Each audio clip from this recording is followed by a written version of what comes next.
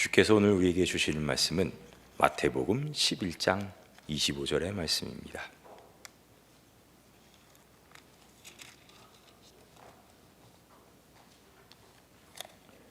마태복음 11장 25절부터 30절의 말씀, 신약성경 18페이지에 있습니다. 마태복음 11장 25절부터의 말씀을 제가 읽겠습니다. 그때 예수께서 대답하여 이르시되 천지의 주제신 아버지여, 이것을 지혜롭고 슬기 있는 자들에게는 숨기시고 어린아이들에게는 나타내심을 감사하나이다. 옳소이다. 이렇게 된 것이 아버지의 뜻이니이다. 내 아버지께서 모든 것을 내게 주셨으니 아버지 외에는 아들을 아는 자가 없고 아들과 또 아들의 소원대로 계시를 받는 자 외에는 아버지를 아는 자가 없느니라. 수고하고 무거운 짐진 자들아, 다 내게로 오라. 내가 너희를 쉬게 하리라. 나는 마음이 온유하고 겸손하니 나의 멍에를 메고 내게 배우라. 그리하면 너희 마음이 쉼을 얻으리니 이는 내 멍에는 쉽고 내 짐은 가벼움이라 하시니라. 오늘 보신 이 마태복음 11장 25절부터의 말씀을 보시면 약간 우리가 일반적으로 종교의 경전에 적혀 있을 것이라고 기대하는 내용과 사뭇 다른 분위기의 얘기가 나옵니다. 벌써부터 26절에 옳소이다. 이렇게 된 것이 아버지의 뜻이나이다 라고 표현한 걸 보면은 예수님은 짐짓 본인이 약간 아닐 것이라는 기대가 있다가 그것이 다시 확인된 이 장면에서 정말 그렇군요. 정말 내가 믿었던 하나님의 뜻이 이 땅에서 그대로 이루어지는군요 라고 감탄하시는 것 같습니다. 조금 여기서 그러니까 이제 냉철한 시각으로 보면 아니 예수님도 하나님이시요 우리가 익히 알고 있는 삼위일체이신데 어떻게 하나님이 모르시는 걸, 그러니까 예수 그리스도는 모르시고 아버지는 아시는 게 있을 수 있을까라는 궁금증이 나오게 마련입니다. 생각보다 성경은, 그러니까 이 복음서에서는 예수 그리스도의 탄생과 함께 우리가 간과하기 쉬운 내용이 적혀 있는데 그것은 예수께서 탄생하고 어린 시절을 겪으시면서 이제 성장하시면서 그가 키와 함께 지혜가 자라갔다라는 표현이 나온다는 사실입니다. 즉 예수께서는 물론 하나님이시지만 그가 또 참 사람이기 때문에 우리와 성육신을 하는 것이 단순히 누구에게 보여주기 위한 겉모습만 그런 것이 아니라 실제로 우리와 같은 모습으로 이 땅에서 함께 사시면서 그도 하나님의 뜻을 배워서 그 지혜가 자라는 역할을 담당하고 계신다는 사실입니다. 조금 와닿지 않는 내용인 것 같아서 어디 이 부분과 연관 있는 어떤 그 일화를 한번 살펴볼까요? 마태복음 15장에 가보시면 아주 재밌는 부분이 나옵니다. 마태복음 15장 21절, 예수께서 거기서 나가사 들어와 시돈 지방으로 들어가시니 가나안 여자 하나가 그 지경에 나와서 소리질러 이르되 주 다윗의 자손이여 나를 불쌍히 여기소서, 내 딸이 흉악하게 귀신 들렸나이다 하되. 드로와 시돈은 구약 시대에 등장하는 대표적인 이스라엘을 업수히 여기고 모멸하는 지역이고 또 당대의 무역으로서 가장 번성하던 지역입니다. 그래서 구약의 예언에 보면 하나님께서 시돈과 두로를 심판하셔서 갈갈이 가루로 내어 그들이 이 세상에 존재했다는 사실조차 사람들의 기억에 없게 하시겠다라는 표현이 나옵니다. 이 여자는, 그러니까 지금 예수님께서 그런 두로와 시돈 지방이 들어갔는데 가나안 여자가 나와서 예수께 소리 지르는 거죠. 가나안 여자는 당연히 이방 민족, 특히 우리가 아는 블레셋 지역 사람입니다. 그 블레셋 지역 여자가 예수께 이렇게 얘기하는 거죠. 다윗의 자손이요. 여기서부터 사실은 이 여자는 예수와 구별되는 겁니다. 유대인과 유대인이 정죄하는 이방인으로서 말이죠. 그래서 내 딸이 흉악하게 귀신 들렸으니 불쌍히 여기셔서 고쳐주소 하니 23절 예수는 한 말씀도 대답하지 아니하시니 제자들이 와서 청하여 말하되 그 여자가 우리 뒤에서 소리를 지르니 그를 보내소서. 아무리 소리를 질러도 예수님은 대답을 안 하는 겁니다. 마치 요한복음에 나오는 예수 그리스도의 어머니 마리아가 혼인잔치에 포도주가 떨어졌다는 얘기를 하니까 예수님이 말대꾸하듯이 여자여 그 일이 나와 무슨 상관입니까? 하는 장면이 떠오르게 하는 구절입니다. 그때는 그래도 어머님이니까 말대답이라도 하셨는데 여기서는 철저히 외면하고 계시는 거죠. 그랬더니 제자들이 대신 청하니까 24절 예수께서 대답하여 이르시되 나는 이스라엘 집에 잃어버린 양 외에는 다른 데로 보내심을 받지 아니하였노라 하시니 여자가 와서 예수께 절하며 이르되 주여 저를 도우소서. 대답하여 이르시되 자녀의 떡을 취하여 개들에게 던짐이 마땅하지 아니하니라. 예수께서는 지금 짐짓 유대인들이 기대하던 전통적인 메시아의 역할을 어떻게 보면 연기하고 계시는 거죠. 이 땅에 하나님께서 메시아를 보내면 그의 백성을 구원하기 위함이다. 다시 말해 그의 백성만을 구하기 위함이고 그들을 구해서 이제껏 그들을 핍박하고 하나님과 대적하던 모든 이방 민족들을 벌하기 위함이다. 그렇게 설정하고 그 기대를 따라서 지금 그렇게 하시는데 27절 여자가 이르되 주여 올소이다마는 개들도 제 주인의 상에서 떨어지는 부스러기를 먹나이다 하니 이에 예수께서 대답하여 이르시되 여자여 내 믿음이 크도다 내 소원대로 되리라 하시니 그때부터 그의 딸이 나으니라. 어떤 한편의 드라마가 완성되고 있는지 보이십니까?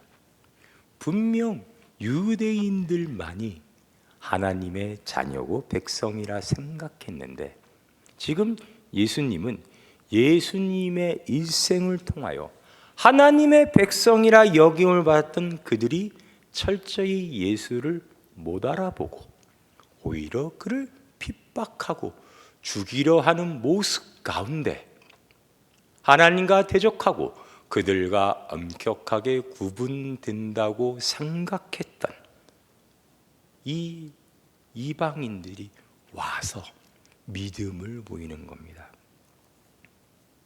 그래서 다시 마태복음 11장 25절 오시면 이 내용과 연결해서 보실까요? 예수님의 증언.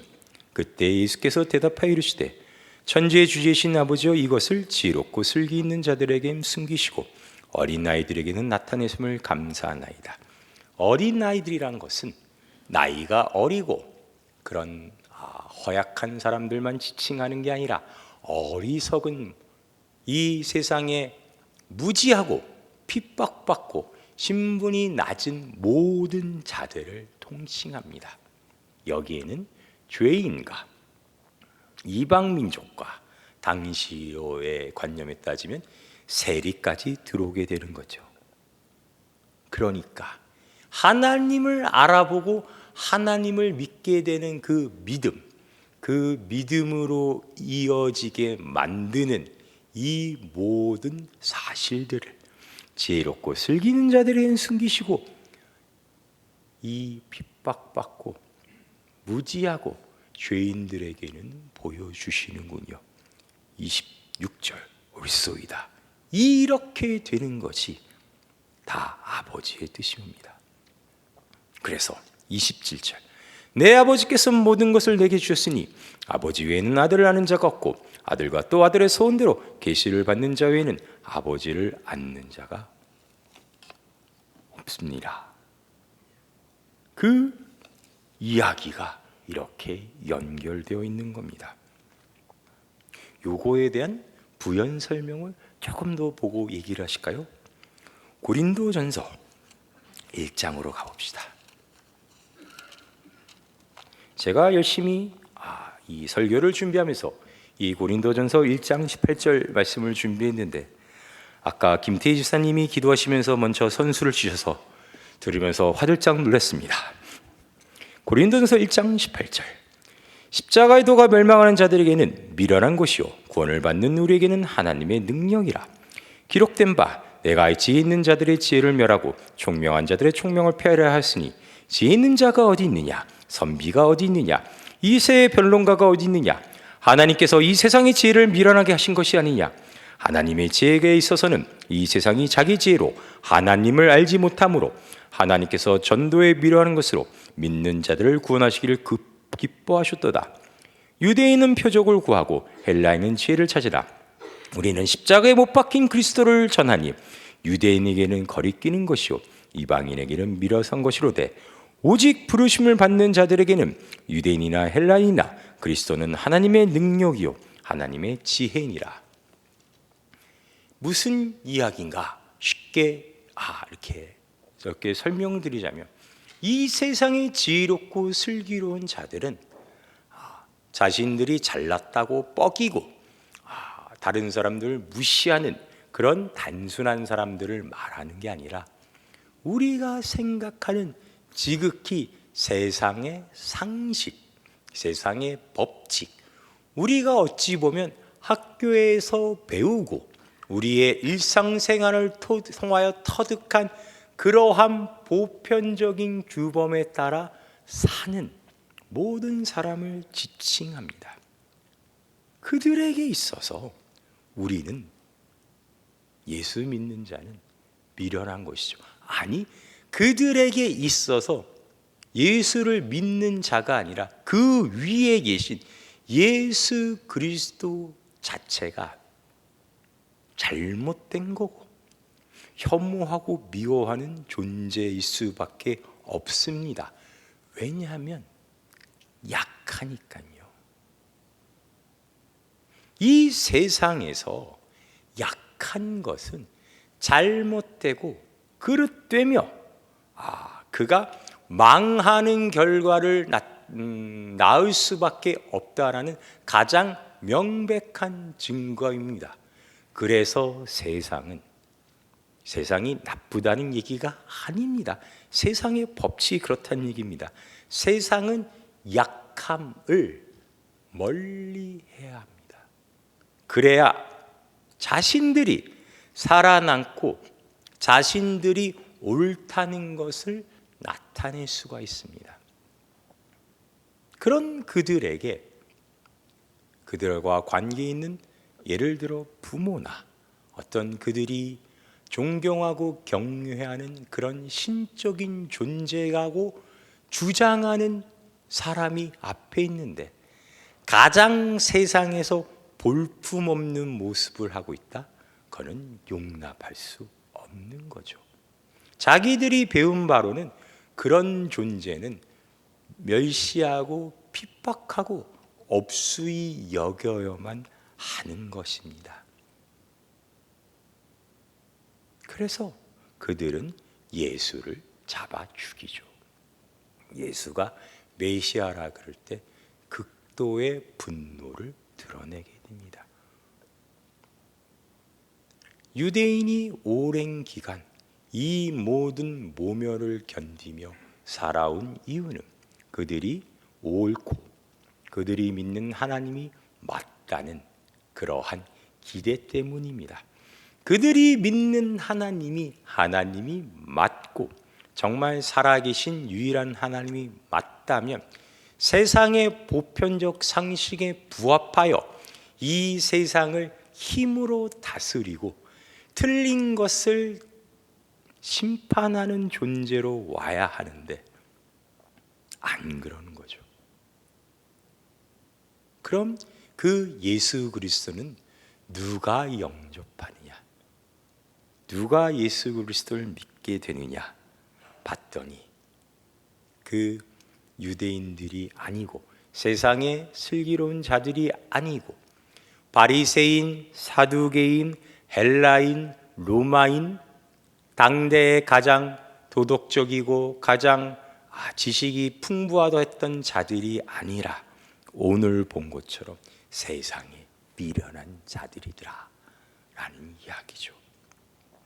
여기만 들어도 과연 이것이 하나님이 우리를 위한 어떠한 그런 풍성하고 은혜로우며 감동적인 그러한 구원의 도를 만드셨구나 하는 정도로 사실은 이해도 되고 충분히 은혜를 받으며 그렇게 살아갈 만하다고 느껴집니다. 저는 그랬습니다. 그런데 이상하게 이야기가 그냥 그렇게 감동받고 은혜롭고 끝나지 않고 이상한 결론으로 이끌어갑니다. 다시 마태복음 아까 보신 본문을 보실까요? 마태복음 11장 28절 앞에 예수님께서 그렇군요. 아버지께서는 아버지를 아는 자들, 이 세상에 업신여기고 미련하고 무시받는 자들이 나를 알아보고 나를 영접하게 하셨는데 그러므로 인해 지혜로운 자들은 하나님을 모르는 자, 이렇게 나를 영접하는 자들은 나를 알고 아버지를 아는 자로 만드셨군요 하시더니 28절 수고하고 무거운 짐진 자들아 다 내게로 오라 내가 너희를 쉬게 하리라 나는 마음이 온유하고 겸손하니 나의 멍에를 메고 내게 배우라 그리하면 너희 마음이 쉼을 얻으리니 이는 내 멍에는 쉽고 내 짐은 가벼움이라 하시니라. 하나도 안 가벼워 보이지 않습니까? 네, 예수님이 지시는 멍에가 가벼운가요? 더 나아가서 지금 예수께서 지셨던 멍에를 메고 우리가 예수를 따르면 마음의 안식을 얻게 될까요? 여러분이 잘 아시다시피 이제 오늘부터 다음 주까지 우리는 고난주간을 맞이합니다. 예수께서 우리의 죄를 대신하여 고난을 당하시고 십자가에 달리게 되신 그 시간이었죠. 아무리 내가 성경에 대한 지식이 짧더라도 예수께서 당하신 그 멍에가 이렇게 만만치 않다는 것은 능히 짐작이 됩니다. 예수께서 당하신 순환이 어린애 장난하듯 그렇게 누가 나서 쉽게 자기도 그 멍에를 지겠다 얘기할 수 없는 수준이란 것을 압니다. 근데 예수께서는 그것을 왜 가볍다고 하고 그렇게 하는 것을 왜 마음의 안식을 얻는다고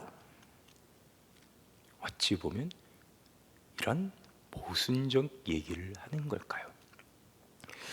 역시 교회에서 하는 얘기는 정신을 안 차리고 그냥 은혜 받는다고 정신 놓고 쫓아가면 나중에 다 고생하는 길로 끌려가는 약간의 약 파는 얘기가 아닌가라는 의심이 들 정도입니다. 방금요 저는 여러분께 세상에 지혜롭고 슬기로운 자들이 갖고 있는 세상적 그러니까 보편적 상식에 대해서 설명드렸습니다.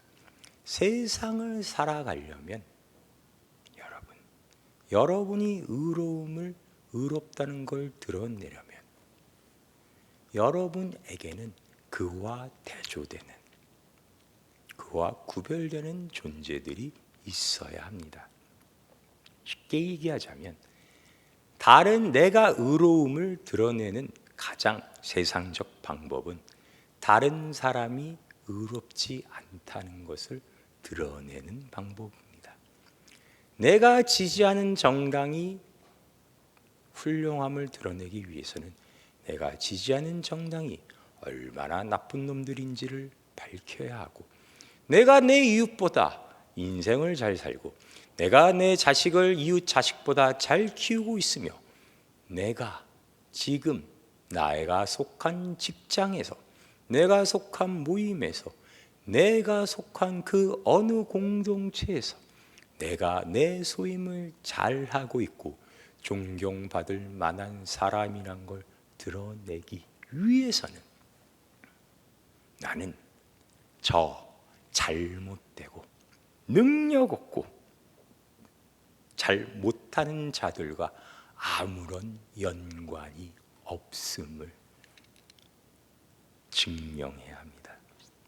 그래야 세상에서는 대접을 받고 세상적 상식으로는 나는 살아있고 성공하는 자요 망하지 않는 자임을 드러낼 수 있습니다.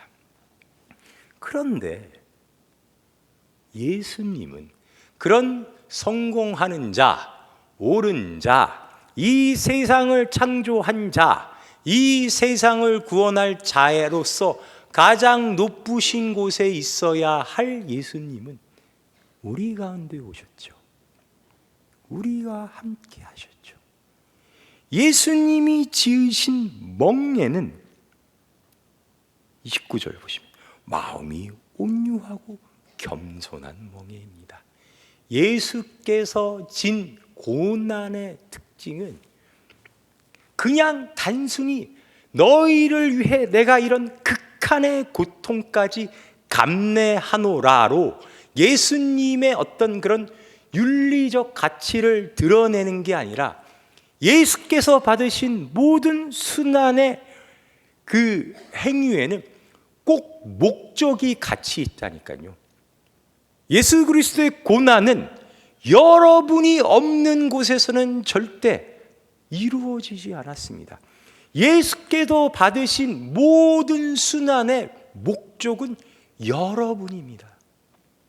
여러분의 유익, 여러분의 행복.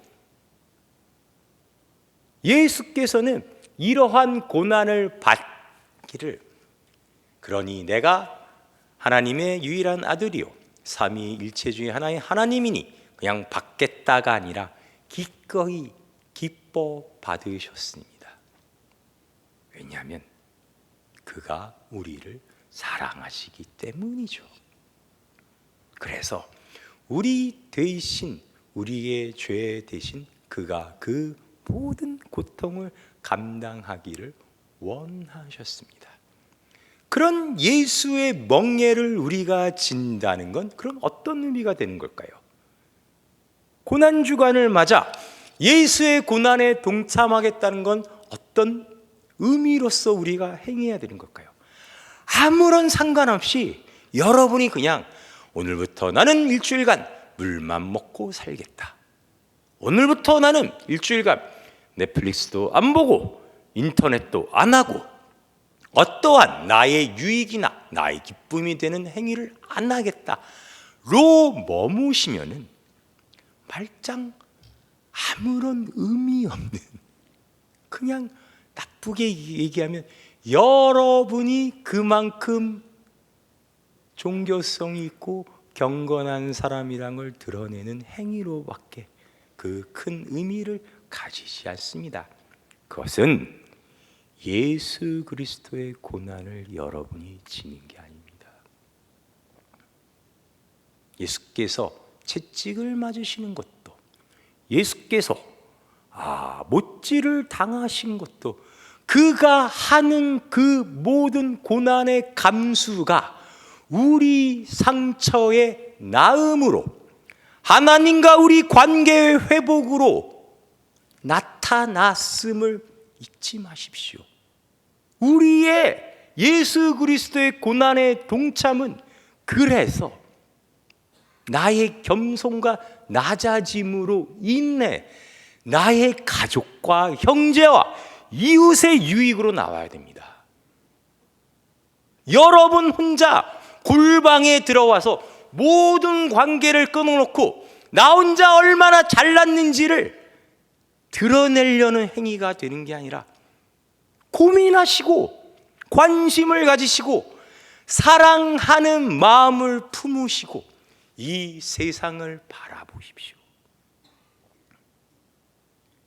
여러분이 오늘 얼마나 죄를 짓지 않고 나는 내 이웃의 재산도 쳐다보지 않고 다른 사람의 아내도 훔쳐보지 않고 거짓말도 하지 않고 나는 오늘 하루를 잘 살았어 가 되시는 게 아니라 지금 여러분 옆자리에 앉아 계시는 분은 지금 혹시 목이 마르진 않으시는지, 오늘 교회에 오실 때 많은 길을 걸어오신 건 아닌지, 같은 찬양대에서 같이 노래를 부를 때 나는 소리 높여 찬양을 하는데 내 옆에 계신 성도는 아직 낯설으셔서 소리를 제대로 못 내고 계신지는 아닌지, 어떻게 하면 이 사람을 위해 내가 조금이라도 친절을 베풀고 편의를 제공하며 그 쓸 것을 마련하고 무엇보다 우리가 같이 예수 그리스도의 사랑 안에 성도로서 협력하여 선을 이루고 있다는 것을 느끼게 할 수 있을지, 더 이상 세상의 공포로부터 사망의 위협으로부터 시달리지 않고 우리 교회에서 나와 함께 있음으로 그 잠깐의 순간이라도 구원받은 자임을 느끼며 안식을 취하게 할 수 있을지 고민해 보십시오. 이번 한 주간 고난 주간을 맞아 여러분의 이웃과 여러분이 속한 사회에 여러분과 함께 살아가고 이 많은 사람들과 그리고 이 교회에서 같이 신앙생활을 하는 여러분의 신앙 동지들을 이제 웃는 얼굴로 인사하는, 원로 목사님이 맨날 강조하시는 웃는 얼굴로 인사하고 순댓국 사줄게, 왜 더해서 요 한 주간만이라도 한번 그 사람의 표정을 보시고 그 사람의 옷차림을 보시고 관심을 가지시고 우리가 그리스도 안에서 한 몸이 되었음을 같이 체험해보는 그런 은혜로운 고난주간으로 만들어 봅시다. 기도하시겠습니다.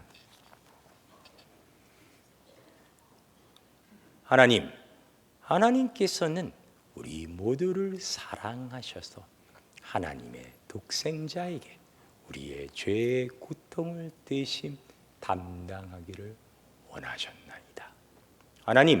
하나님께서는 이 세상의 지혜롭고 슬기로운 자들이 하나님을 알게 하지 아니하시고 그동안 하나님을 모르고 우리의 뜻대로 마음껏 범죄하며 방탕하고 타락하게 인생을 살아온 우리가 그냥 멸망의 골짜기로 가는 것으로 놔두지 아니하시고 예수를 우리에게 보내셔서 우리로 하여금 예수를 알고 또 하나님을 아는 자가 되어서 이제 거룩한 하나님의 자녀가 되도록 만드셨나이다. 옳소이다. 이 모든 것이 하나님의 뜻이요 전지전능하신 하나님의 뜻 아래 우리 모두가 이제껏 살았고 또 앞으로 영원히 살 것이며 창세전부터 하나님께서 우리에게 주리라고 약속하신 그 복을 영원토록 누릴 것을 믿나니 그 복이란 바로 우리가 하나님의 성품처럼 이 세상에 복된 복된 존재로 살아가게 되었습니다. 하나님의 능력으로 우리가 전하는 하나님의 사랑과 온기와 복음을 통하여 이 세상이 복을 받는 그 놀라운 기적 아래 우리 인생이 놓여 있음을 깨닫게 하시고 오늘도 기쁘고 감사하는 마음으로 승리하며 살아가는 남포교회 성도들이 될 수 있도록 주께서 인도하여 주시옵소서. 예수님의 이름으로 기도하였습니다.